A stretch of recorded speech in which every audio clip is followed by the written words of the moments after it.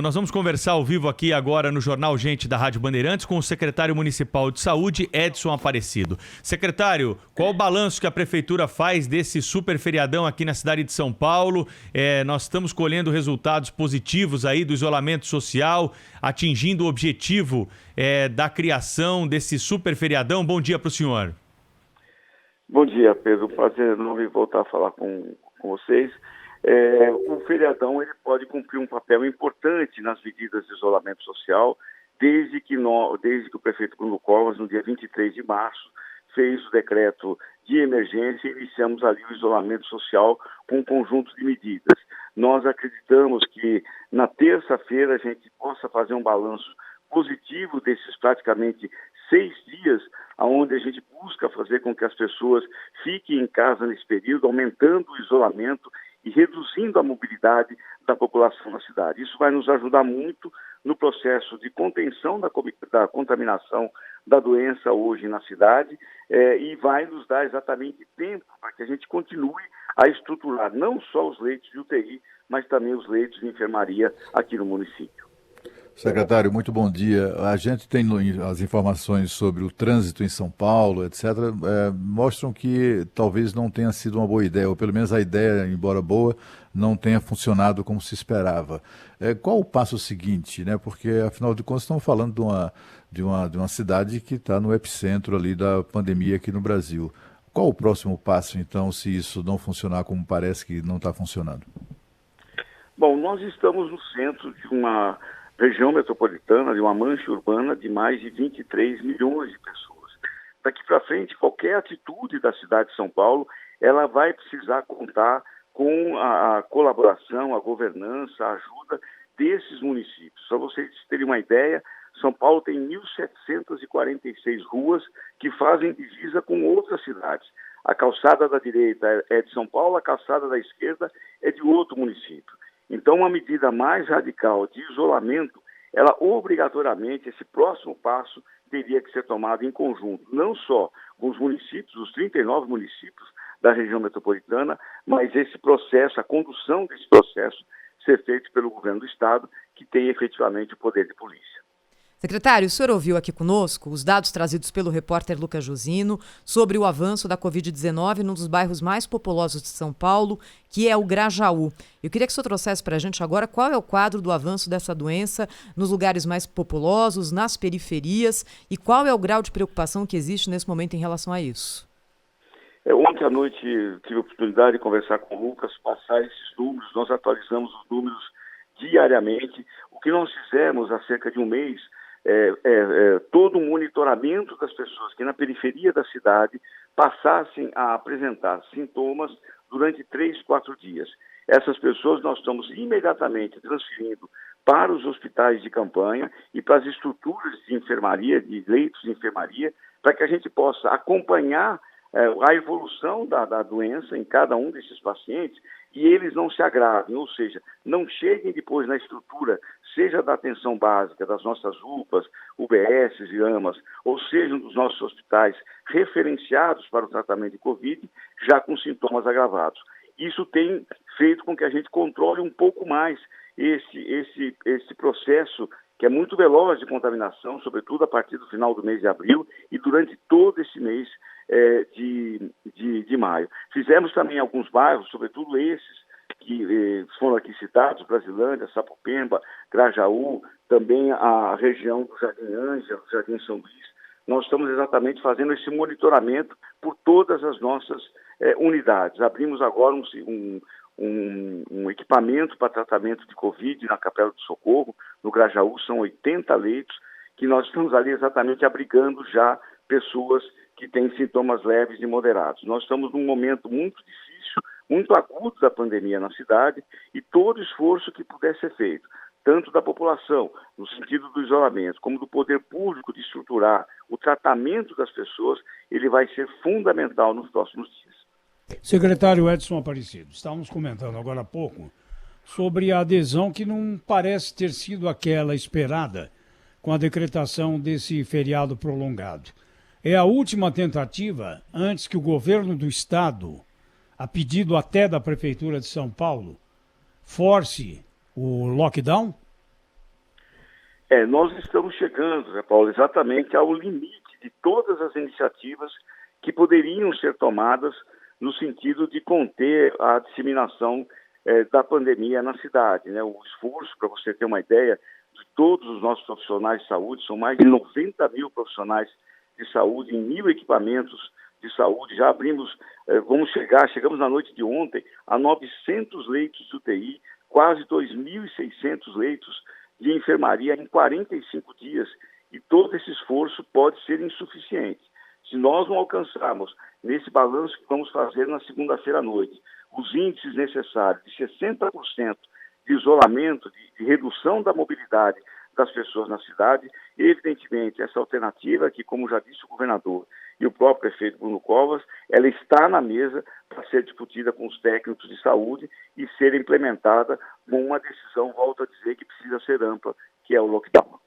Secretário Edson Aparecido, a Prefeitura de São Paulo estuda de alguma forma um lockdown em alguma região da cidade de São Paulo? É possível fazer o lockdown, por exemplo, numa região onde há um avanço do coronavírus, já que o próprio prefeito, e o senhor está reiterando aqui, que a Prefeitura sozinha não consegue decretar o lockdown em toda a cidade de São Paulo? A decretação do estado de lockdown, nós vimos isso em todas as cidades do mundo, nas grandes metrópoles, ela só será efetiva com o poder de polícia. A prefeitura não tem esse poder. Nós vimos imagens na Europa e na Ásia, que aonde foi decretado o lockdown, as pessoas não saem na rua, saem apenas na rua para comprar alimentos. Quer dizer, sem ter o poder de polícia, fica muito difícil você fazer isso. Segundo, numa região metropolitana e, sobretudo, numa cidade que tem regiões muito adensadas, como é aqui, esses 3 casos específicos, onde a situação está mais grave, Brasilândia, Sapopemba e Capela do Socorro, é muito difícil você fazer, além de ser difícil, a efetividade da medida seguramente não vai alcançar o resultado esperado, que é fazer o lockdown, um fechamento em apenas um bairro. Nós não teríamos uma efetividade, não teríamos resultados e vamos levar, evidentemente, a população a um desgaste, caso ela tenha que, no momento posterior, aderir a um lockdown mais amplo. Secretário, a Prefeitura de São Paulo estuda a possibilidade de criar outros hospitais de campanha. Pergunto isso para o senhor, inclusive pelo fato de que os hospitais hoje estão concentrados mais na região central, não é? Anhembi, Pacaembu, e com uma demanda grande de atendimento no extremo sul e na zona leste. Existe essa possibilidade de descentralizar isso também? Não, os hospitais nossos de campanha, eles recebem a população de toda a cidade. Quando uma pessoa sintomática dá entrada lá em Guaianazes, a estrutura nossa de saúde imediatamente direciona essas pessoas para os hospitais de campanha. Eles estão nas regiões mais centrais, porque aí a gente tinha esses espaços para serem instalados, mas nós temos as pessoas que estão sendo atendidas, são fundamentalmente hoje da periferia. Aliás, no hospital do AMB, nós tínhamos na noite de ontem 241 pessoas da região metropolitana. O que nós fizemos foi abrir o hospital, implantar os leitos, 280 leitos no Hospital de Parelheiros, 150 no Hospital da Brasilândia, abrimos essa estrutura da Capela do Socorro. Na próxima sexta-feira, o prefeito abre um novo hospital na região do Guarapiranga. Então, essas estruturas mais definitivas e todos os nossos hospitais da prefeitura são na periferia.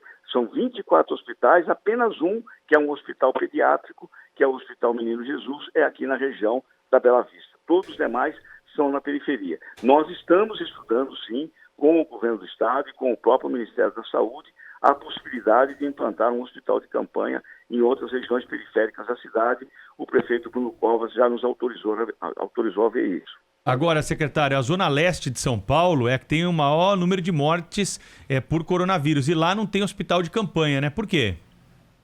Bom, é verdade. Lá nós temos a maior parte dos hospitais da prefeitura estão lá e os hospitais que são referenciados para o tratamento de Covid. Cidade Tiradentes, São Miguel, Hermelino Matarazzo, Moca, Itaquera. Alugamos agora leitos no Hospital Santa Marcelina e estamos num processo de negociação com o governo do estado para que o Hospital de São Mateus passe para a prefeitura para que a gente possa transformá-lo num hospital de tratamento de Covid. A alternativa que nós estamos vendo de um novo hospital de campanha é exatamente na região da Zona Leste. Secretário, dessas mortes que são divulgadas diariamente, com números alarmantes, infelizmente, ainda, qual é o tempo que a morte ocorrida é levada para ser confirmada pelo teste? Falando de uma outra forma, essas mortes que são divulgadas no dia a dia, ontem morreram 200, 300, 1.000 e tantas pessoas no Brasil como um todo, essas mortes ocorreram quando? Essas mortes elas foram ocorrendo ao longo do tempo. Algumas delas a gente tem o registro. O sistema da prefeitura é um sistema muito adequado, inclusive já 15 Mas de que tempo, secretário? São mortes que podem ter acontecido 10, 15 dias, um mês atrás? Não, um mês não. Há 10, 15 dias, com certeza, essas mortes vão chegando, os resultados, e elas vão sendo incorporadas na medida que os resultados vão chegando. Aquelas onde a pessoa, na estrutura hospitalar nossa, já foi testada e a pessoa veio a óbito, a comunicação ela é imediata, ela é online.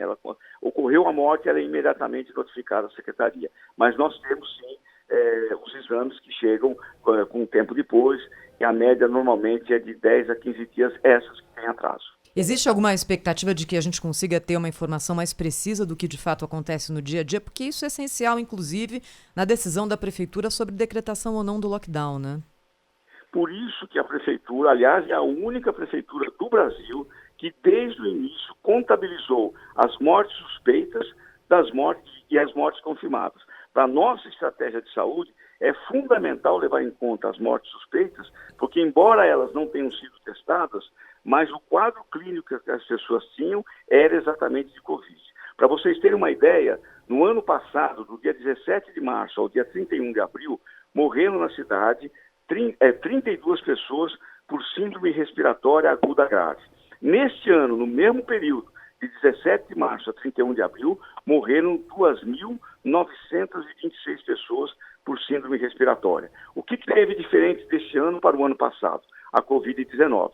Somado às informações que a gente tem da rede hospitalar e da atenção básica, nos faz crer exatamente que esses óbitos suspeitos eles possam ser de Covid. Por isso que na estratégia da Secretaria, nós nunca descartamos esses óbitos como possivelmente sendo de Covid.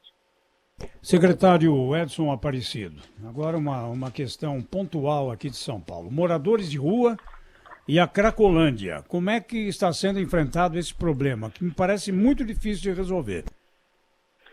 Olha, Zé Paulo, que nós temos na prefeitura os consultórios de rua, são 19, são quase 1.200 profissionais, entre médicos, enfermeiros, técnicos de enfermagem, assistentes sociais e psicólogos, que atendem a população de rua na rua e depois, então, dirige essa população para as nossas unidades. O prefeito aumentou de 19 equipes para 26 equipes.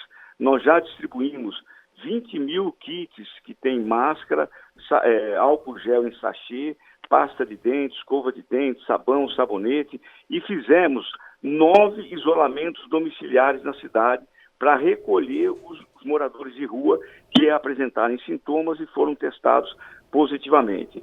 São isolamentos domiciliares, são prédios, hotéis que foram alugados, a gente separa mulheres e crianças de homens, mas mesmo com toda essa ação, nós temos 24 mil moradores de rua na cidade, nós, infelizmente, já vieram a óbito 22 moradores de rua. Na Cracolândia, esse trabalho também é feito agora pelo programa Redenção. Esse é um programa que a Secretaria de Saúde participa, ele não é dirigido, organizado pela Secretaria de Saúde, mas nós damos toda a infraestrutura de saúde também para essa população da Cracolândia, que hoje é atendida em 3 unidades. Na unidade ali da Princesa Isabel, no CAPS, no Porto Seguro, na região do Bom Retiro, e agora na unidade nova que foi aberta na região do Glicério. Mas você tem toda a razão, é uma população muito vulnerável e que a gente tem procurado acompanhar de forma muito próxima. Aliás, além dessas duas, Zé Paulo, também a população indígena da cidade também nos preocupa e nós fizemos toda uma estratégia para atender a população indígena do município. E como é que é a adesão da Cracolândia? É positiva? Ela é positiva porque as pessoas, evidentemente, estão amedrontadas com a possibilidade de ficarem doentes e de virem a óbito. Então, a abordagem que nossas equipes fazem nessa região tem contado com um resultado positivo que faz com que a gente consiga recolher os dependentes químicos para essas unidades, testá-los e, se for o caso, então fazer um processo de internação. É evidente que é um quadro também diferente, porque aí acompanha os nossos psicólogos e psiquiatras, o que além, eventualmente, do problema da doença, tem a questão da dependência química, que precisa ter o tratamento e ser acompanhado conjuntamente. Secretário, um pouco antes do senhor entrar no ar aqui na Rádio Bandeirantes, a gente falava sobre a utilização de máscaras, né? Tem um projeto de lei aí que está tramitando, né, no Congresso Nacional que obriga os brasileiros a saírem de casa com as máscaras pelas ruas, estabelecimentos comerciais.